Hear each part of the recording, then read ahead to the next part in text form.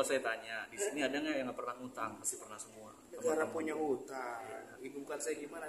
Saya bukan anak, kan baik lagi, saya udah bukan anak sultan lagi. Jadi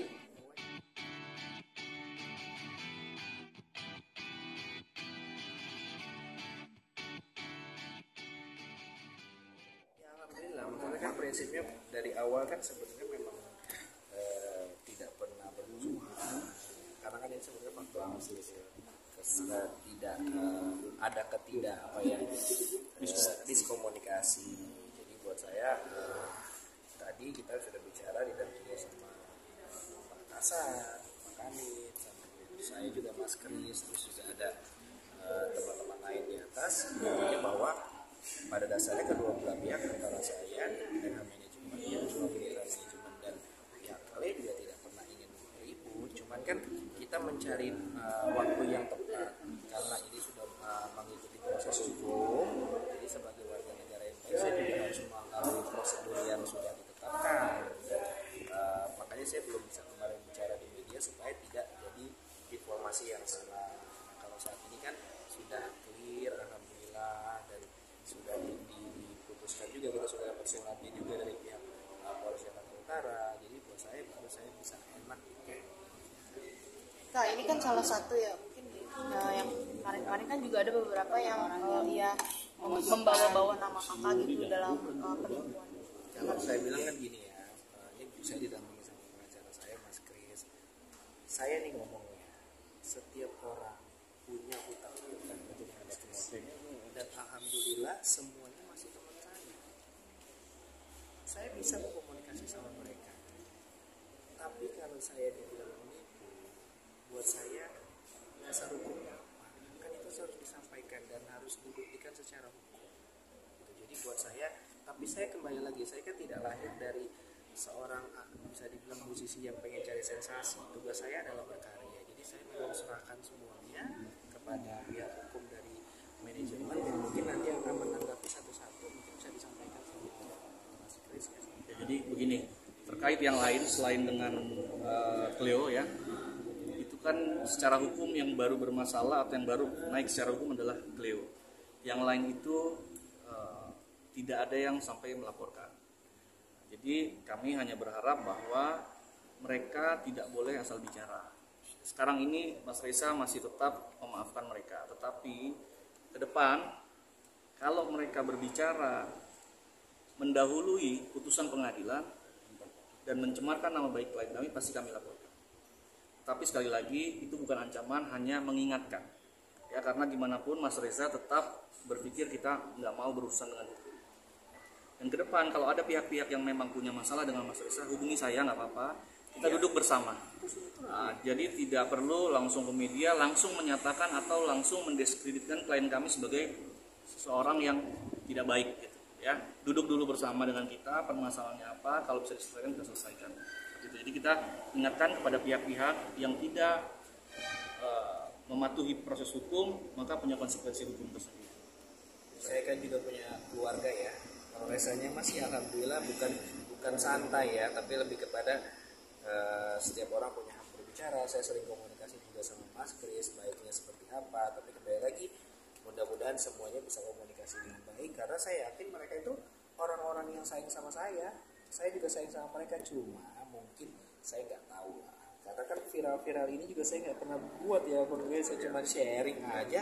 Tiba-tiba kok jadi banyak yang marah. Tapi buat saya adalah kembali lagi, setiap pertemanan, selama saya berteman, selama saya bersilaturahmi, kalau saya ada tutur kata salah atau sikap yang salah, saya pasti meminta maaf. Tidak ada lah teman yang sempurna, teman juga pasti berantem, keluarga aja pasti ada selisih paham. Tapi kan buat saya caranya mungkin bisa lebih baik. Kalaupun misalnya secara hukum atau bagaimana bisa dibuktikan, kami juga mengikuti prosesnya kok, dan kita terbuka untuk semuanya. Tapi juga bukan berarti juga kita membolehkan untuk tanpa dasar hukum menstatementkan penipu ini dan lain-lain. Itu mungkin untuk kedepannya lah, untuk kedepannya mudah-mudahan bisa lebih jangan ada yang seperti itu lagi ya. Mas, tapi kakaknya sendiri memang dirimu sesering itu berjuang ke teman-teman sesama artis kayak Indra Duma dan beberapa teman-teman lainnya kan sih? Gini ya, sesering enggak. Tapi kalau saya pinjam uang ya memang saya kadang pinjam uang. Ya orang saya juga kalau nggak kerja tuh saya mau ngapain? Saya mau tunggu duit dari langit. Tapi alhamdulillah kan saya sama mereka berteman kok. Toh bukan tidak dikembalikan, saya kembalikan, cuman rek naon teh marah sama aku kan Pak, bisa kemarin masih WA-an, kemarin masih ketemuan, masih baik-baik, cuman itu yang buat saya bingung. Cuman baik lagi, mungkin lagi marah. Cuma itu aja. Tapi insya Allah kalau ada rezeki ke depan dikembalikan kok gitu. Tapi kan bukan berarti rasa nipu. Kalau nipu kan seolah-olah kayaknya rasa ngambil duit, berbisnis ngambil duit orang terus mau kabur doang, itu kan buat saya terlalu seram ya. Tapi kalau saya misalnya saya punya rezeki, tapi mereka tahu kok kalau saya punya rezeki saya orang kayak apa. Tapi ketika dirimu tadi kan sempat mengakui bahwa iya saya memang ada beberapa pinjaman. Pasti itu.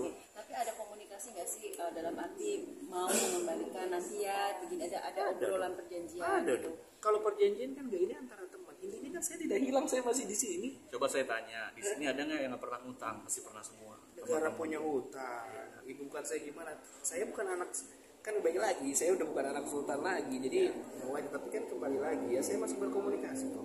Sama lain-lain masih kok ada di handphone saya masih WA-an, saya masih bagaimana tuh berduka. Jadi buat saya nggak tahu lah. Mudah-mudahan. Jadi dari momen ini, kalau ada orang yang memang merasa dihutangi dan minta untuk dikembalikan, sekarang kan sudah ada kami, tim lawyer dan Reza juga akan menyampaikan tapi secara duduk yang bersama. jelas ya, Ya, yang memang benar-benar saya maksudnya Karena secara gini, hutang ini ada dua. Hutang ini ada yang kayak kita pertemanan, kita pinjam dong, gitu. Ya kan, nggak tahu kapan kembalikan dia, tapi udah ikhlas gitu.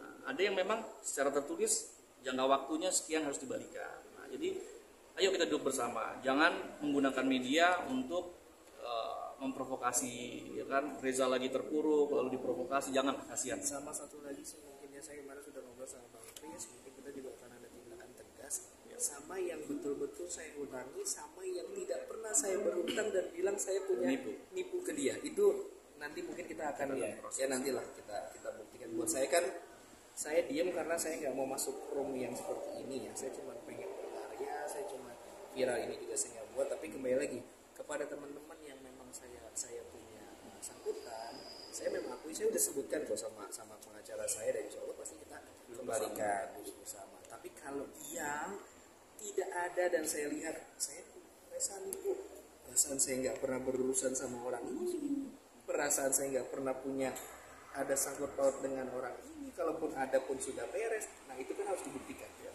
Kalau tidak mau dibuktikan, nanti mungkin kita yang ambil tindakan ya Bang gitu. Berarti ada perasaan nyesel ketika akhirnya di booming, akhirnya banyak orang di sekeliling Anda Nyeselnya aku sama kalian tidak bisa silaturahmi nongkrong di Pecel Lele karena pasti diwawancaranya begini. Insya Allah, jadi enggak, kalau dibilang insya Allah enggak ada. Kalau buat aku semua pasti ada hal pro dan kontra. Kembali lagi bahwa saya selalu bilang, saya bukan makhluk yang sempurna kok. Jadi buat saya ikutin prosesnya. Kalau mau cari yang sempurna, insya Allah jangan saya Bang ya. Gitu. Tapi kalau kembali lagi saya bilang kan, kami atas nama Reza Erlambang, manajemen juga, dan pihak legal saya, pihak lawyer saya juga, teman-teman pengacara di sini sangat marah kalau yang tidak pernah berkonteks langsung dengan saya, tidak pernah ada hutang, saya tidak nipu dia, tapi statementnya terlalu mengerikan. Mungkin masih diingatkan sama abang, tapi kalau abang nanti yang udah berproses, saya juga nggak bisa berbuat apa-apa gitu. Jadi saya ada next untuk ketemu dengan orang-orang yang mungkin ya kalau silaturahmi mah nggak tahu, tapi kalau mereka nggak mau ketemu saya terus mereka nggak bisa buktikan, kan saya juga tidak bisa menahan tim manajemen dan tim lawyer untuk bertindak, karena kan pasti ada kerugian yang material kayak kerjaan, jadi orang misalnya gagal karena berita-berita ini. Cuman kan kembali lagi, saya percaya rezeki sudah di atas sama Allah, tapi kan kembali lagi kepada pihak lawyer saya, kepada pihak manajemen, saya juga nggak punya kuasa apapun untuk melakukan hal-hal yang memang sepatutnya secara adil harus disampaikan gitu.